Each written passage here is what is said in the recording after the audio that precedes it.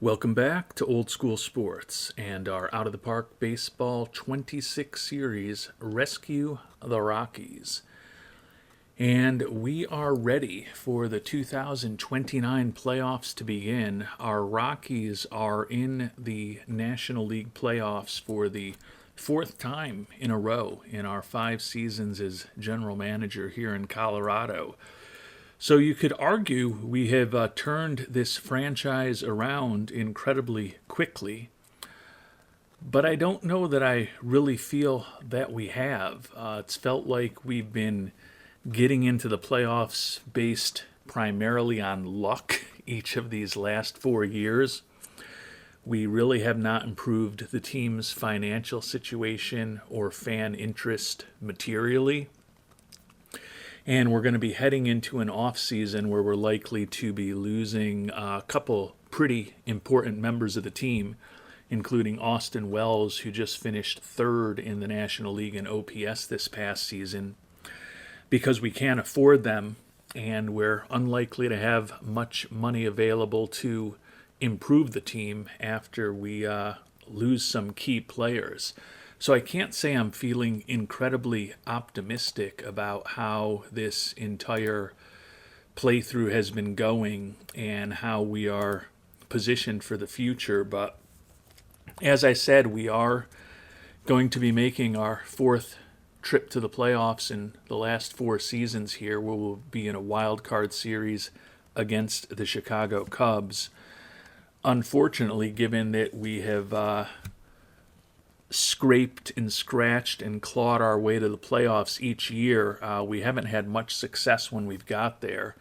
3 years ago, we lost a wild card series, being swept in 2 games by the eventual world champion St. Louis Cardinals.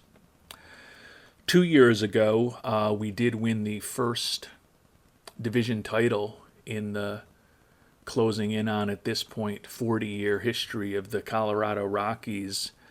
And we had the number 1 seed in the National League by virtue of a 90-72 record in a somewhat down year for the high end of the National League. And we lost a divisional series 3-1 to our division rival Los Angeles Dodgers, who, like St. Louis the year before, went on to win the World Series championship. Last year, won 86 games again, back in a wild card series again, and once again swept out of the wild card series by the Cardinals, although they did not go on to win the World Series last year. And as I mentioned, in another wild card series on the road this year at the Chicago Cubs, with the 1-7 record that we've put up over the course of our 3 previous playoff appearances, it's hard to imagine that it can get much worse as we prepare for the playoffs. No surprises, I think, in the decisions that we have made as far as our roster. One thing that I will note, and before we do get to the playoffs, we'll check in on some of the players that we brought on board either before the trade deadline or as September call-ups, who may have important roles to play.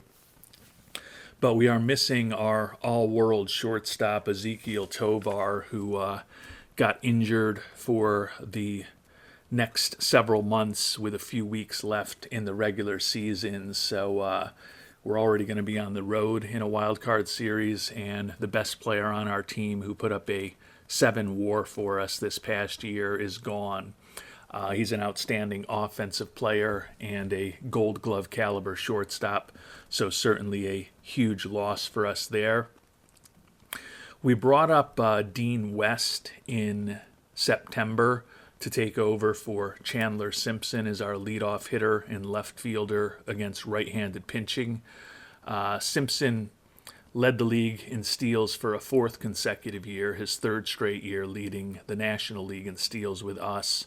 Once again, incredibly efficient with 83 steals in 88 attempts. But he batted just .242 with a sub-300 on-base percentage and just a 59 WRC+. So we did bench him for Dean West for most of the month of September. Unfortunately, West was shockingly even less productive offensively, hitting just a .179. Now he did have a .288 on base percentage as he has a decent eye, but still put up just a 46 WRC plus and was below replacement level. That said, given that Chandler Simpson is in a slump right now, and we're headed to a best 2 out of 3 series where one loss and our backs are already up against a wall where we're facing an elimination game. So we're going to hope that West is more productive than a slumping Chandler Simpson will be. Our other left fielder is a guy that we traded for right before the trade deadline. That's Eliot Ramos. And he worked out about as well as we could have hoped. Hit .328 in 122 at-bats, primarily against left-handed pitching when we brought him over. 5 homers, 16 ribbies, stole 5 bases, so ultimately put up a 146 WRC plus for us with a 1.1 WAR. And that left field position for us in the platoon with Simpson that has been such a problem against left-handed pitchers for the past couple of seasons, finally stabilized by the outstanding performance that Ramos put up for us over the last couple months of the season.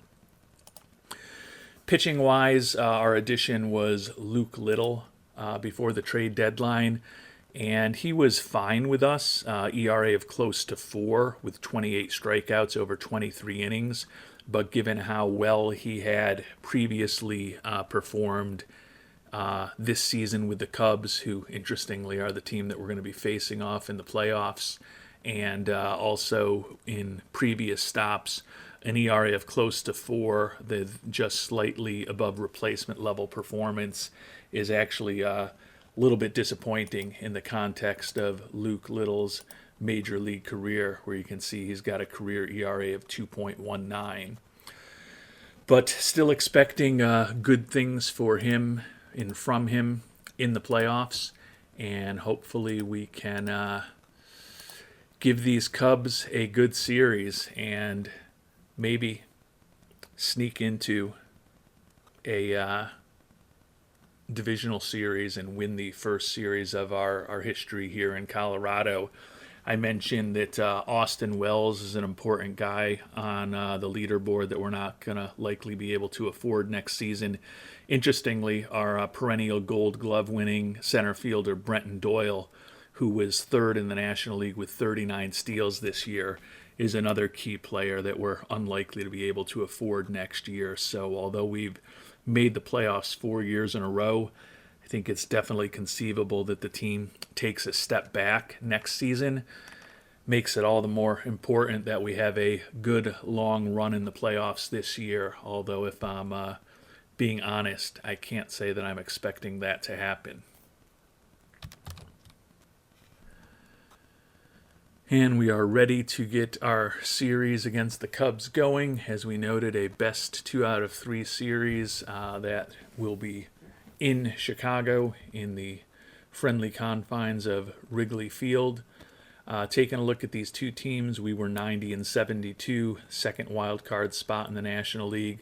The Cubs at 92 and 70 won the first wild card spot in the National League. So by virtue of that, they'll be hosting this series. They did take 4 out of 6 games against us this year, which suggests they'll probably take 2 out of 3 against us in this series. On paper, we had the second best offense in the National League with 804 runs scored this year. The Cubs were the second worst offense in the National League with only 630 runs scored. But the Cubs, number 2 in runs against, excellent pitching staff, while we were tied for 5th in the National League in runs allowed. Should be interesting to see how this series goes. Jordan Woods going to be on the mound for the Cubs, 25-year-old lefty, 5-2 with a 2.64 ERA in 10 starts at the major league level this year. On the mound for us, our ace, the lefty Jesus Luzardo, 17-6 this year with a 3.92 ERA and a WAR of close to 4. So a couple of good, solid lefties on the mound here in Chicago. And the Cubs, in what looks like a pitching duel, beat us 2-1. Ended up going into the bullpen, and of course, Dre Jameson, who is the player that we traded away to the Cubs when we picked up Luke Little, because we felt like we weren't going to be able to afford to keep Jameson next season, similar to the discussion we had about Mr. Wells and Mr. Doyle, gets the W for us in a bit of cosmic karma. We got a solo homer from Drew Romo for our lone run.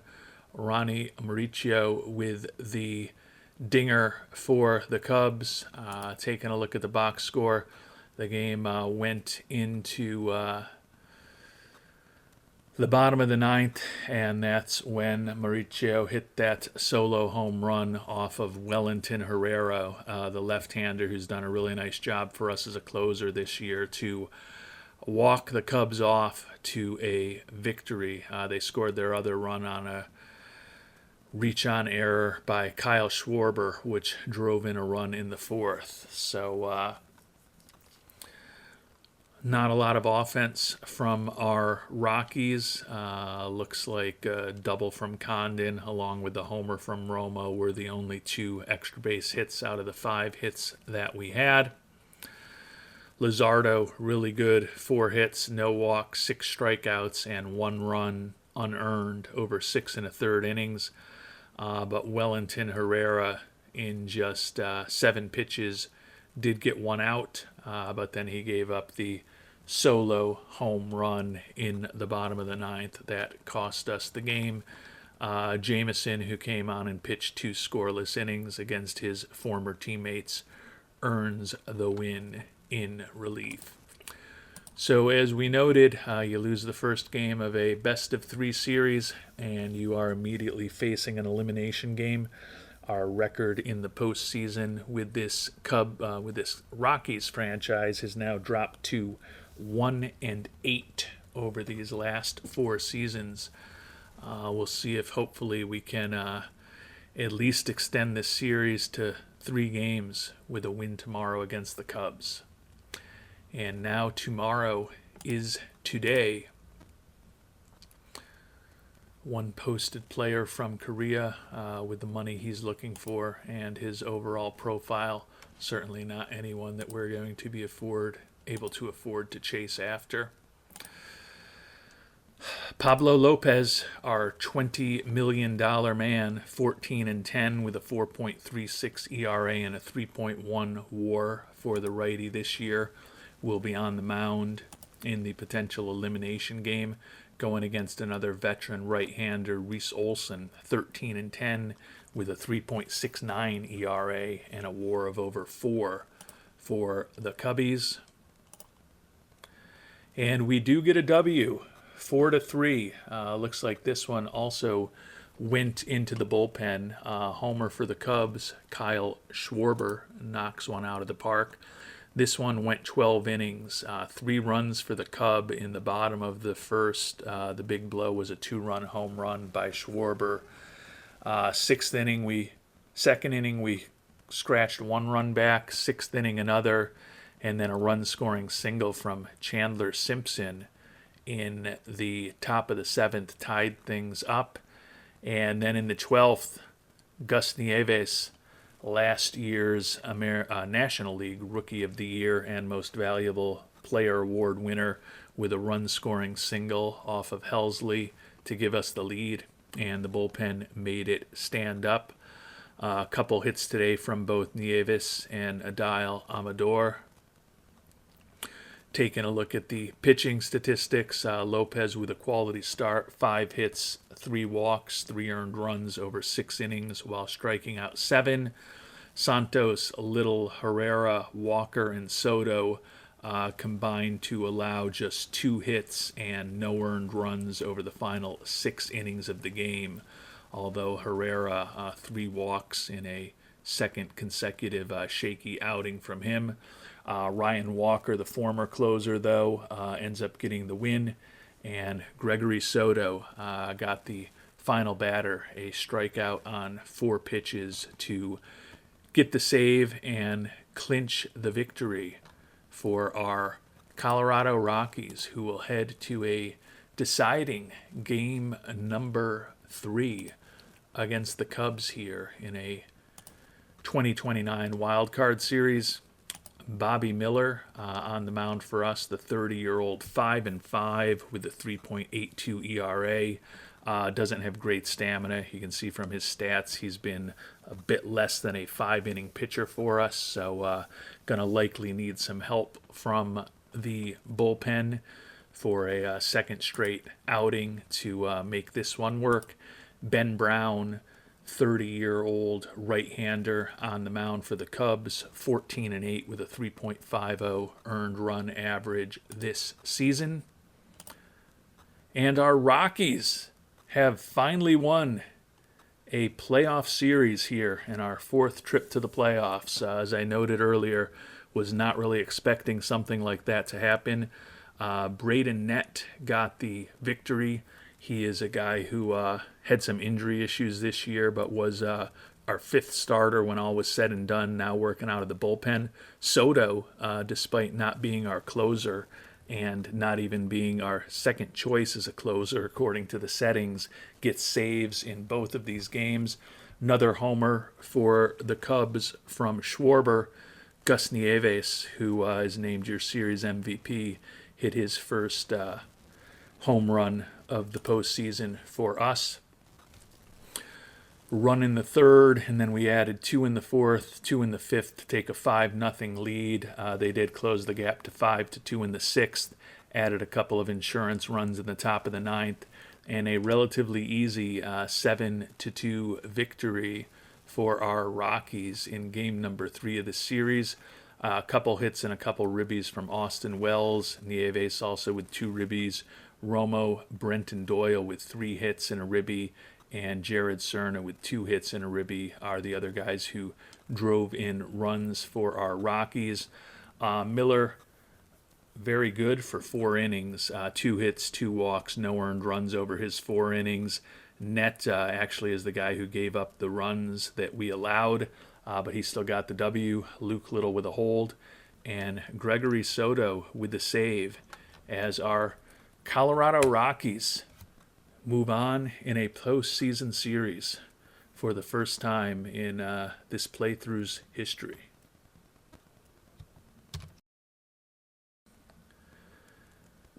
And as a reward for finally winning a postseason series, our Rockies will get the opportunity to play against the best team in all of baseball.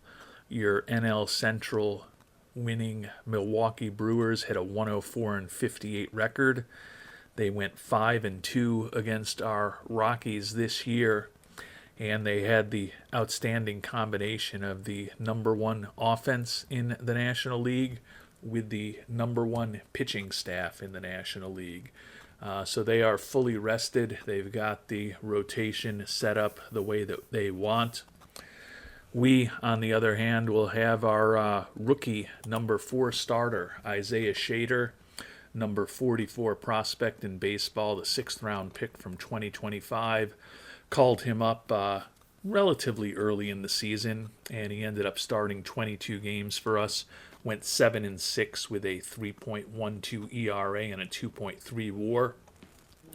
So the youngster definitely had a nice year for us, making his major league debut.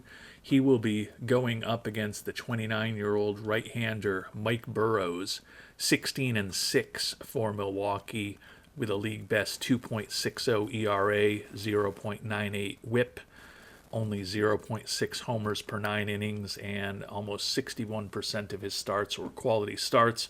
Put up a 5.2 WAR.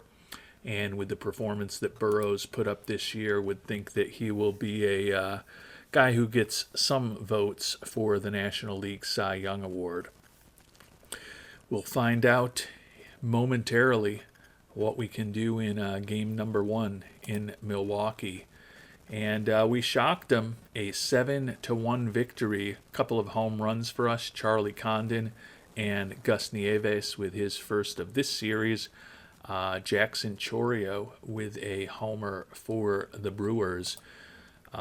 Scored 3 in the first, 3-run home run from Nieves, and we never really looked back on our way to a 7-1 victory. 2 hits from the center fielder Brenton Doyle, who also had a couple of ribbies for us. Cole Carrig, who was a pinch runner and then took over at third base when we did a switch there, moving Meyer out of the lineup and then pivoting Jared Cerna over to short. Scored a couple of runs for us after pinch running for Meyer in the second. I don't like the sound of that. That sounds like an injury substitution. Yeah, injured while running the bases. Day-to-day with a sore groin, so hopefully he'll be able to play his way through that. If the recovery time is only 1 day, I think he should be healthy tomorrow, fortunately. Shader with a borderline brilliant playoff debut. 4 hits and 3 walks. Allowed 1 earned run over 7 innings. The lone run he allowed was the solo home run to Mr. Chourio. Struck out 4. And then we got 2 perfect innings from the lefty reliever Drew Summers to close things out. So we're at least going to put a little bit of pressure on Milwaukee. And we've guaranteed ourselves that we'll either have 2 home games, or I guess we haven't guaranteed ourselves 2 home games, but we're either going to get at least 2 home games, or we're going to sweep our way and move on to the championship series if we don't get 2 home games. So feeling better about this team with 3 consecutive playoff victories at this point. Luzardo, our ace, the left-hander, back on the mound for game number 2 in Milwaukee. Tobias Myers, the veteran lefty who was 10-4 this year, season after leading the National League with 21 wins and a 2.28 ERA. 10-4 with a 3.42 ERA this year, so a good, solid season for Mr. Myers. And the Brewers do get the victory. Peralta with the win in relief, Adrian Morejon with the save. Gregory Santos took the loss for us, working out of the bullpen, 3-1. We scored a run in the 6th. Nieves continues his clutch hitting with a run-scoring single. Unfortunately, they bounced back with 3 in the bottom of the 7th.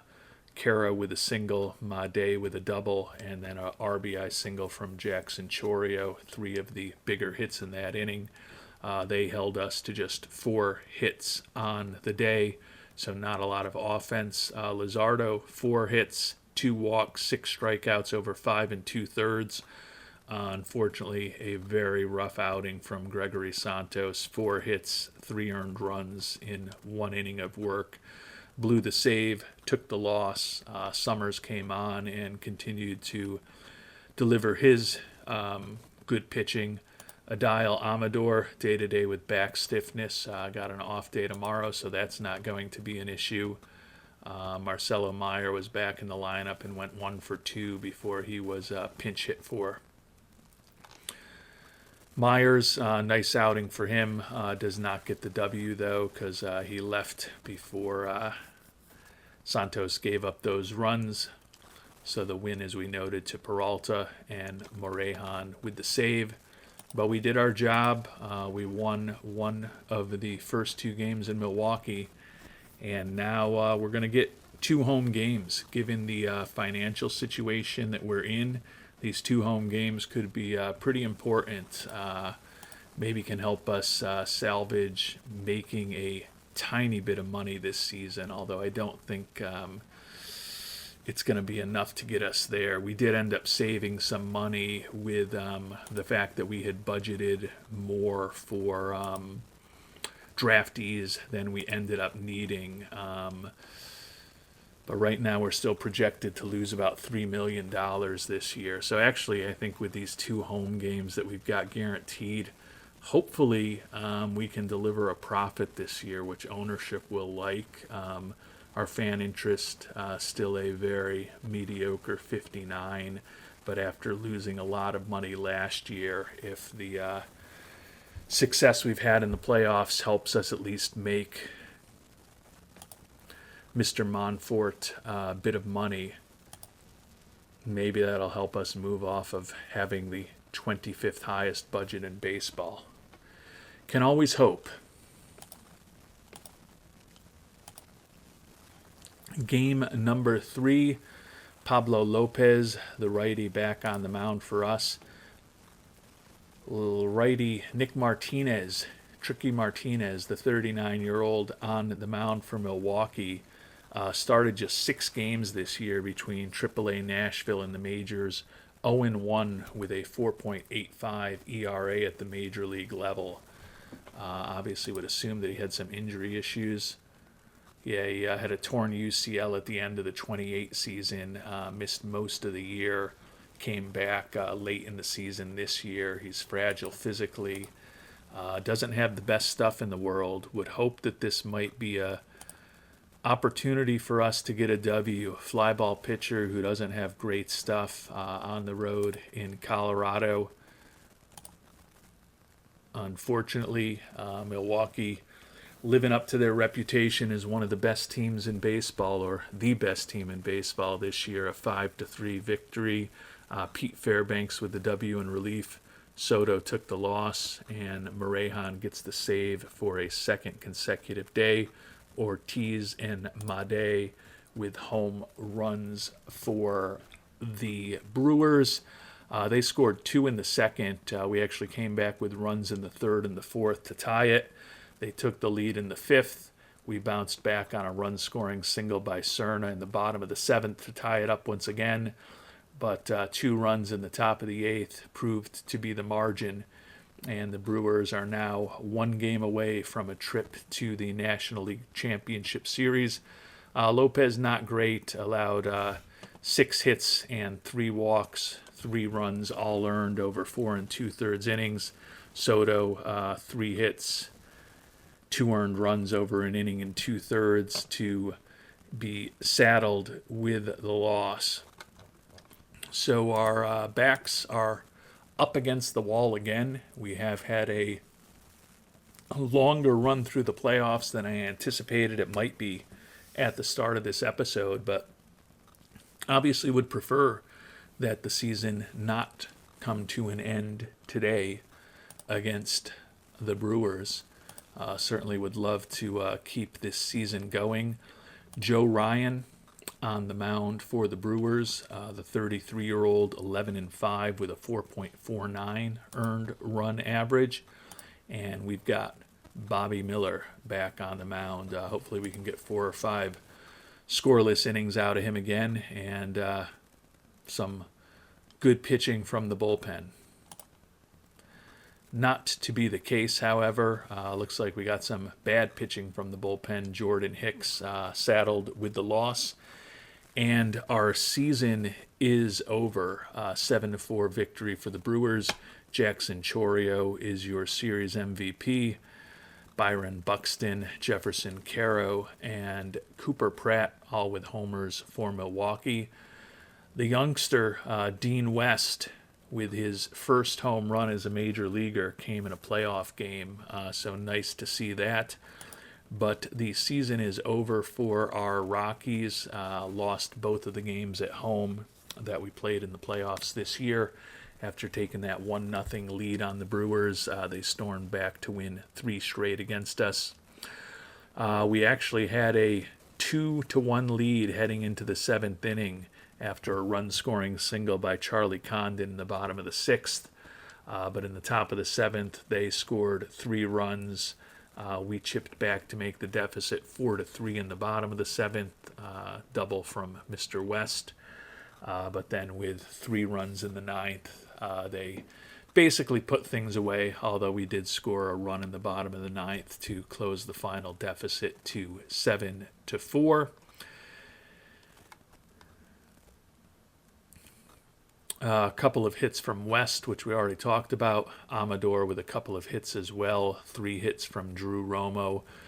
Brenton Doyle goes 0 for 2 with a couple of strikeouts in what may be his final game in a Rockies uniform. Austin Wells 1 for 3 with a strikeout in what may be his final game in a Rockies uniform. Miller did give us 4 innings, only allowed 1 earned run, so he kind of did his job. Jordan Hicks, who had a rough first and perhaps only season in Colorado, ended up getting dropped out of the rotation for Mr. Shader, and then he was not particularly effective in the bullpen. 4 hits, 1 walk, 3 earned runs over just 2 innings. And then Wellington Herrera, who had a very rough postseason for us. 4 hits, 1 walk, 3 earned runs in just an inning of work. So the season is over for our Colorado Rockies. Feel like we made at least a tiny bit of progress by actually winning a playoff series. But as I talked about, we're going to be in a potentially tough financial situation next year. Looks like we did just make enough with those 2 home games to just scratch out a very tiny profit. So hopefully Mr. Monfort will be pleased with that, and maybe we'll get a little bit more of a bump to our budget. Mentioned we're going to be up against it. Our salaries are expected to be higher next season than they were this year. And as I mentioned, that's already assuming that Doyle and Wells are not on the books. Could also be losing Jordan Hicks. Now, we will be able to refuse that team option on Joe Rock, which will get $10 million off the books, which will put us kind of right about where we are right now in terms of our salary. But saying that we're going to be the same in salary next year while losing our starting center fielder and one of the top offensive players in the National League this year in Austin Wells definitely makes me feel like unless we're able to get very lucky and work some magic in the trade market this offseason, we could be set up to be not quite as successful next season. And with one exception, the favorites all won in the divisional series. The Red Sox and the Rangers, the 2 teams with the byes in the American League, will be meeting in the ALCS. We know that the best team in baseball, the Brewers, took us out. The only upset was the Wildcard Nationals took out the NL West leading and winning Dodgers 3-2. So the Nationals will be facing off against the Brewers in the National League Championship Series.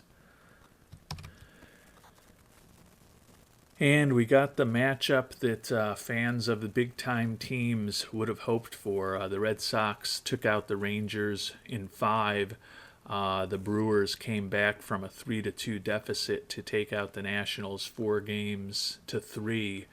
So the 2 best teams in baseball and the only 200-win teams in the league, the 101-win Boston Red Sox and the 104-win Milwaukee Brewers, will be facing off in this 2029 Fall Classic.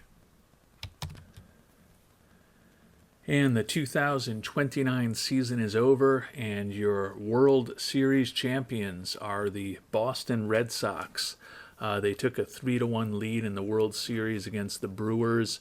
The 104-win Brewers then won game number 5 in Boston, the final game of the season in New England.